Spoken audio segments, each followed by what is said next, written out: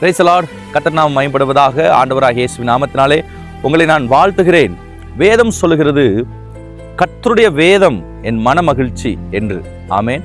மனமகிழ்ச்சி ஒரு தேவ பிள்ளைக்கு எங்கு இருக்கிறதாம்? கர்த்தருடைய வேதத்தில் தான் மனமகிழ்ச்சி இருக்கிறதாம். எத்தனையோ பேர் இந்த மன மகிழ்ச்சிக்காக ஏதேதோ செய்கிறார்கள்.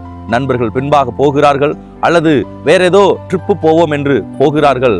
அதையெல்லாம் தாண்டி வேதம் தெளிவாய் சொல்லுகிறது, உனக்கு தேவையான மனமகிழ்ச்சி இந்த வேதத்தில் தான் இருக்கிறது என்று. எந்த தேவனுடைய பிள்ளை தன்னுடைய வாழ்க்கையில் அதிகமாக இந்த பரிசுத்த வேதத்துக்கு முக்கியத்துவம் தருகிறாரோ அவருடைய வாழ்க்கை எப்போதும் மனமகிழ்ச்சியாக இருக்கும். இன்றைக்கும் ஏதோ சில பாடுகள், போராட்டங்கள், பிரச்சனைகளோடு கூட மகிழ்ச்சி இல்லையே என்று வாழ்ந்து கொண்டிருக்கிறீர்களா?